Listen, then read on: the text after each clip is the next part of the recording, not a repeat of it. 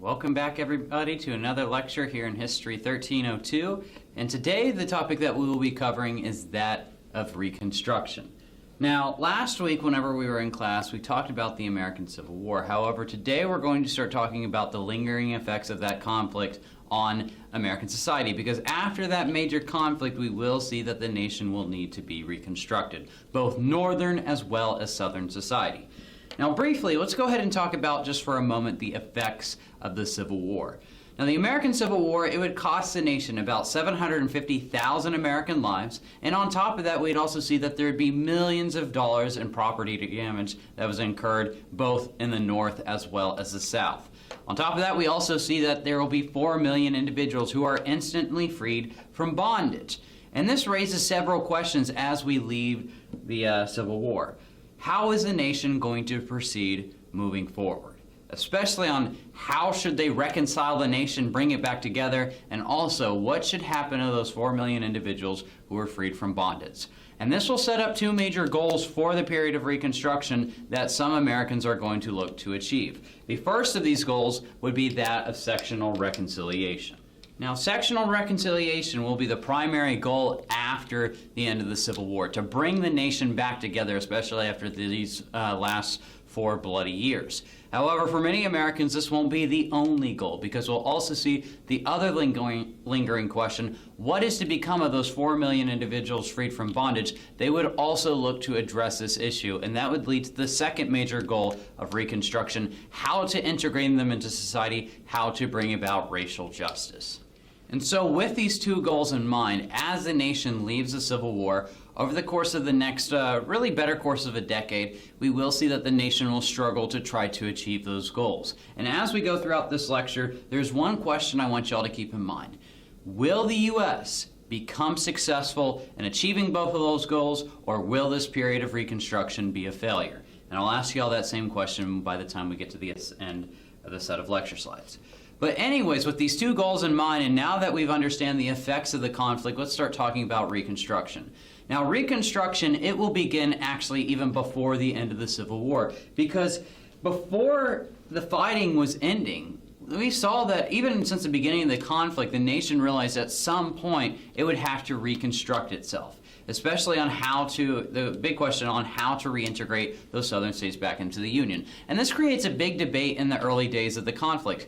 Who should control the policies of Reconstruction? Should it be the president, or should it be Congress? And we'll see early on in the conflict, well, I really should say about halfway through the conflict, President Lincoln is going to look to take control of the policies of Reconstruction. And in late 1863, he would issue out a proclamation of amnesty and Reconstruction, dictating what his policies would be to bring the southern states back into the Union. When Lincoln issues this policy of amnesty and Reconstruction, he will effectively begin what's known as presidential Reconstruction, to where the president would try to control the policies of Reconstruction. And the whole purpose of presidential Reconstruction, at least in Lincoln's eyes, is he's going to want to try to promote a more lenient peace. He wants to put the Union back together as quickly as possible. And with that, he wants to ensure that after the war, there's not going to be a bunch of hangings. And as a result, this will influence his plan that would become known as the 10% plan. As a part of this proclamation, laying out the foundations for Reconstruction, President Lincoln would state that as a part of his policies for Reconstruction, the southern white population, if 10% of it were to agree to rejoin the Union and take the oath of allegiance, they would be allowed entrance back into the Union. They would regain their status as a state within the Union, and all those who had fought in the Confederate arms, mainly privates as well as average soldiers in the Confederate Army, they would be granted their rights back to citizenship. The whole purpose of this plan was so that way Southerners can quickly get back into the Union, to hopefully speed up this process of sectional reconciliation. However, there will be those in Congress who will heavily disagree with it. And I'll talk more about them here in a second with the radical Republicans, but members of even Lincoln's own party believe that this was too lenient of a peace. And these radical Republicans would have their own response at the beginning of 1864 to where they pushed forth the Wade-Davis bill. Now, just in a nutshell, what the Wade-Davis bill is going to attempt to do is raise that 10% plan from 10% to where 50%, or I should say a majority of the Southern population, had to agree to take this oath of allegiance to enter the Union. However, a part of that plan, as opposed to the one that Lincoln presents, Congress states that if you had fought against the federal government, you would have no way to regain your citizenship. And so it was a much harsher form of Reconstruction that they were presenting. And this was the first time that we see the President and Congress battle over these policies. However, in the end, Lincoln will win because even though the Wade-Davis bill will be passed through Congress, he has to sign it into law, but he's simply just going to use a pocket veto on the bill. Now, many of the radical Republicans would be bitter about this. However, they will not really battle with Lincoln during the rest of his administration, especially since they will both be mainly focused on either pushing forth the 13th Amendment or completing the war. However, this event that occurs around both the Wade-Davis bill as well as the 10% plan, it is only going to foreshadow the events to come that occur after after the American Civil War during Reconstruction. Now, unfortunately for Lincoln, while he establishes this policy and he begins to implement it in the southern states like Louisiana and Tennessee, ones that had been conquered by Union armies, he won't be able to see his 10% plan live out into fruition. Because as we had talked about with at the end of the American Civil War, President Lincoln would be assassinated on April 14th at the beginning of his second presidential term. And as a result, the individual who would then take charge of presidential Reconstruction would be that of his successor, his Vice President, Andrew Johnson. And Johnston would look to carry on the legacy of Lincoln by imposing a more lenient peace towards the South, especially as Southern armies were beginning to surrender in April and May of 1865.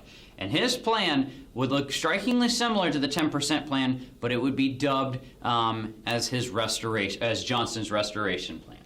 Now, before I start talking more about Johnston's Restoration Plan and how it's very similar to the 10% plan, I do want to point out with President Andrew Johnson that when he ascends to the vice presidency, he's going to come to that position after Lincoln's victory in the election of 1864. And his background before that election is very important for us to understand why his restoration plan is going to take shape the way it does. Now, Johnson, unlike Lincoln, was not a Northerner. He was born in the South, and he was a former senator from the state of Tennessee. However, when the South seceded from the Union, Johnson would remain loyal to the Union. He was what we call a Unionist. He refused to give up his seat in the Senate, and this wins him a bunch of brownie points, if you will, with the Lincoln administration. And then ultimately, when Lincoln was going up for re-election in 1864, when it looked relatively grim, he would ask Andrew Johnson, a Democrat, to run alongside him, so that way his ticket was not just a Republican ticket, but rather a bipartisan ticket to try to get as many people to support his administration. And this is where Johnson would become his vice president. Now, taking over the highest office in the land, Johnson, as I mentioned a moment ago, he's wanting to carry on the legacy of President Lincoln, to impose a more lenient peace upon the South. However, as we'll see with the Johnston Restoration Plan, it would prove to be far more lenient than what Lincoln had anticipated. Now, Lincoln, as we'd seen somewhat towards the end of his life, is he started to promote the idea of perhaps enfranchisement for African Americans who had served within the U.S. military. Not to mention, this could have been the beginning of achieving civil rights for African Americans after the war. However, that dream of achieving both sectional reconciliation and promoting rights for African Americans really is going to end with Lincoln's assassination. And Johnson, when he takes over, he will be no friend towards African Americans. While he despised slave owners, he would actually come to ally with them in the days to come. Because as he begins to implement his restoration plan, as he allows the southern states to re-enter the Union, he's also going to issue out about 7,000 presidential pardons, mostly to former Confederate officials as well as high Confederates within the Confederate military. And the reason for this was because he was trying to get votes for himself in upcoming elections. And so, as a result of doing this, that old southern slaveocracy is going to come back to power in the days after the Civil War. However, they cannot reinstitute the institution of slavery as a result of the 13th Amendment, but they will begin to implement a series of codes called the Black Codes to limit the rights of African Americans and basically recreate slavery in all but name. Now, the Black Codes, they will greatly limit the rights of African Americans. Basically, what they're going to do is make unemployment illegal. We'll also see that it would begin the process of segregation, and they would also be, or African Americans down in the South would be forced to sign contracts, which those contracts could be bought and sold. And i.e., this system sounds very similar to slavery, and this is going to outrage many Northerners, especially a group known as the Radical Republicans in Congress, who believed that Reconstruction was going completely awry under the Johnson administration. Not to mention, also under the Johnson administration, we'll see that racial violence in the South is going to be at an all-time high. As we start to see 4 million individuals being integrated into Southern society, and the fact that perhaps they could be seen as equals in the near future to whites in the South, there's going to be a lot of violence. There will be a series of race riots throughout the South, and we'll also see the rise of white vigilantism, most notably with the Ku Klux Klan. Now, the Ku Klux Klan will emerge in 1866 in Tennessee, and it will quickly spread throughout most of the South. And many of those who would join the ranks of the Klan would mainly be former Confederate soldiers as well as Confederate officers. And so we'll see that the Klan would become extremely popular, and they would be targeting not only African Americans who are trying to practice basic rights, but also they would be targeting Northern Republicans as well as a group known as Scalawags, Southerners who began to accept the policies of Reconstruction. And truly, the period of Reconstruction is going to be a chaotic period in the South, filled with violence, filled with lynchings, and so on and so forth. And this is where the radical Republicans in Congress are going to begin to condemn the Johnson administration and look to wrestle away control of Reconstruction from his administration. And beginning in 1866, they would begin this process by overturning a series of vetoes that Johnson had instituted towards some of their policies. Most notably in February of 1866, when they tried to renew funding for an organization known as the Freedmen's Bureau, which was meant to help advance African Americans in Southern society. We'll see that when the president vetoes that bill, providing more funding for that organization, Congress is going to overturn his, or attempt to overturn his veto. They won't be successful this time. However, on the next bill, with the Civil Rights Act of 1866, we'll see that when the president vetoes this, Congress would gain the 2/3 supermajority vote to overturn his veto. The first time in American political history that this has occurred.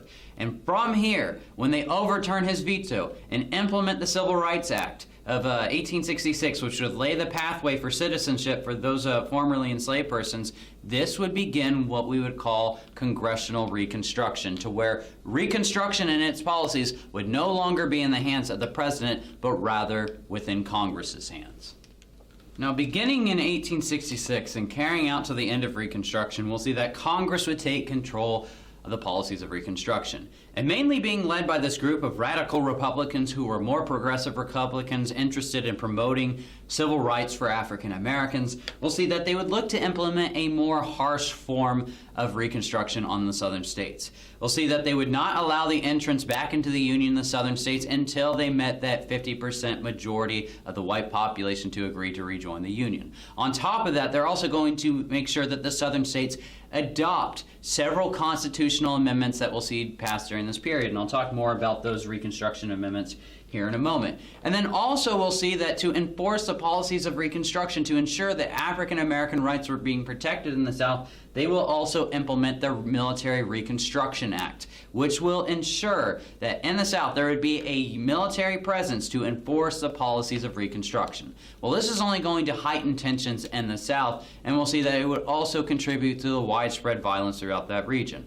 However, I do want to point out in regards to the military force that would be sent in the South, there will only be at the height of Reconstruction 20,000 Union soldiers to patrol the entirety of the South.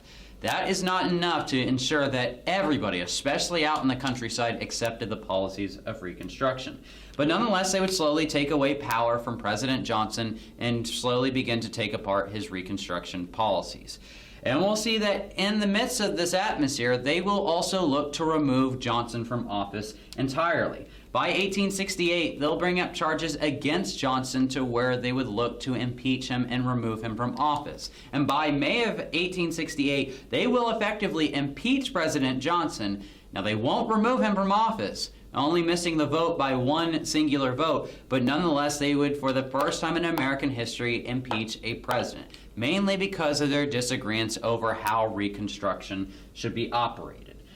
However, as Congress does take control of Reconstruction, we do start to see that they are going to begin to push for several amendments to completely change the social life of the South and bring about a social revolution. So during the course of Reconstruction, we'll see that Congress is going to pass 3 new constitutional amendments that would look to bring about a complete social revolution of the South. The first of which will actually occur in the early phases of Reconstruction during the Civil War, and that is the 13th Amendment. That would be where we see the abolition of slavery, to where 4 million individuals would be freed from bondage. A year after the Civil War comes to an end, then we see Congress, as they're beginning to take power away from the president in Reconstruction, they will pass the 14th Amendment. And the 14th Amendment would offer a pathway to citizenship for both these formerly enslaved persons to gain citizenship, as well as other individuals who are born within the borders of the United States, as well as other clauses. But the big thing is to grant citizenship for those formerly enslaved persons.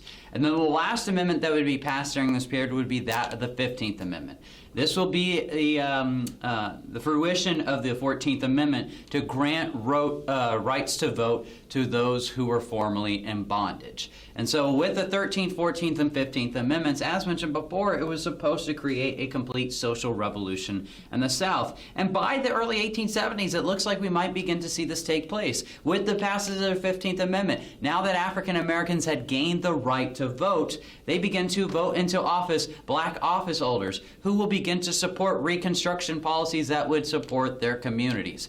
However, unfortunately for many living in the South, will ultimately see that the 15th Amendment would not be heavily enforced, because we will see that many white Southerners would begin to rise back to power looking to overturn these constitutional amendments. And this begins to occur as we get into the middle of the 1870s for several reasons, because we'll see that Reconstruction would come crashing down when the administration in office was highly corrupt, as well as when we see a financial panic grip the nation. So when Reconstruction begins to come to an end and we start to see the policies begin to slowly fall apart and not be heavily enforced, is when we see the Grant administration take office in 1869. Now, Ulysses S. Grant, the hero of the American Civil War, he had run for office in 1868, and because of his image as the hero of the Union, he'll easily ascend to the presidency. Now, he'll be a very progressive president because he will support, say, the 15th Amendment as well as several civil rights acts during his administration, and will become known as the first civil rights president. However, unfortunately for him, we will see that because he was very naive and he trusted basically everybody who helped him out, he'll put the wrong people in charge of various offices within the government. And bribery, as well as corruption, would be widespread in his administration. He won't be corrupt per se, but those he appoints to power will. And many are going to grow frustrated with the Grant administration for these very reasons. On top of that, after he wins re-election in 1872, the following year there will be a financial panic that he's going to poorly respond to. With these two issues, people begin to lose faith within not only Grant but also the Republican Party. And as a result, in the South, as this begins to occur, we do see a resurgence of the Democratic Party, who will look to reverse the roles of reverse the policies of Reconstruction. And that group that reemerges by the middle of the 1870s is going to be that of the Southern Redeemer Democrats. Now, the Southern Redeemer Democrats, most of these are going to be former Democrats that were in Congress either before the Civil War or during the Civil War within the Confederate Congress, and they would argue that Reconstruction was a complete failure, that it had disrupted Southern society, and that this idea of a biracial democracy could never work.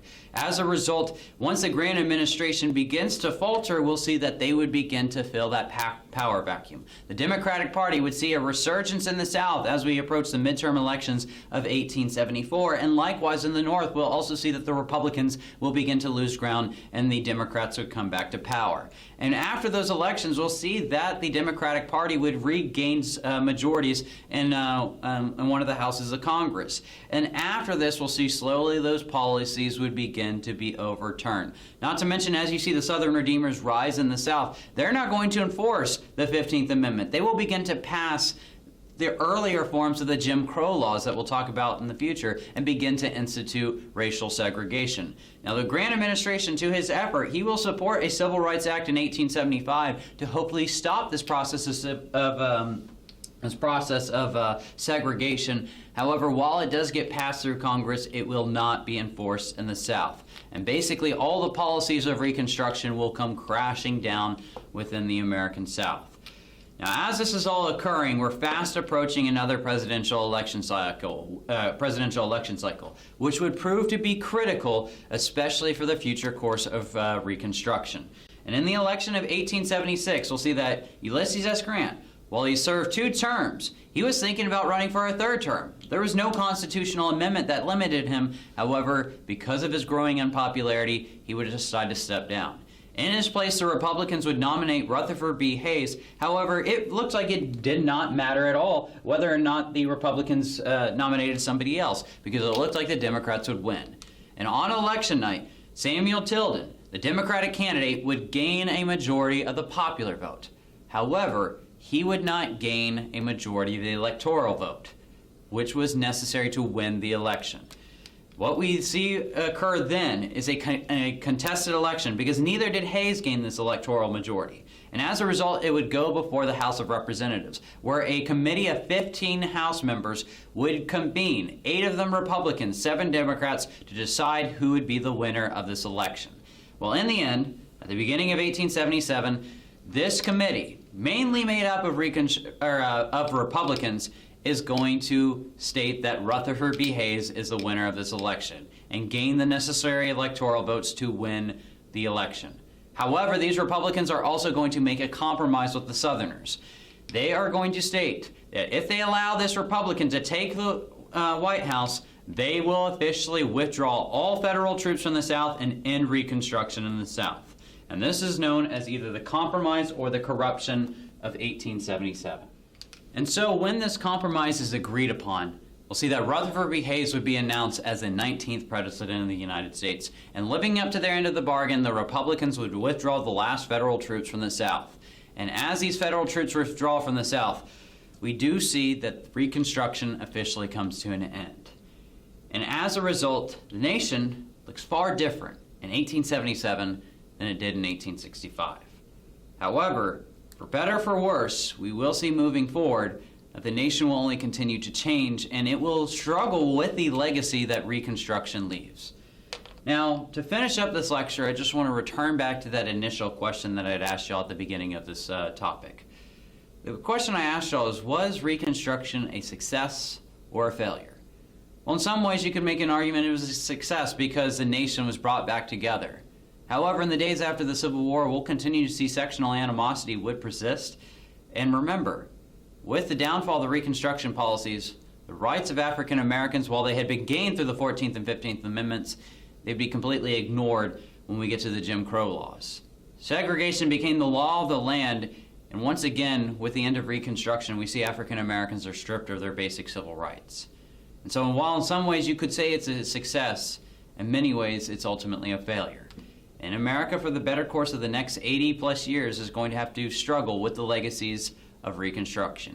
And we'll talk about how America will struggle with those legacies when we get to future lectures. But anyways, that brings us to an end of our discussion over Reconstruction and the topic today. But anyways, in the meantime, make sure that you go out, read the chapter in the textbook over Reconstruction. Also, make sure to complete all assignments for the week. Get them submitted ASAP.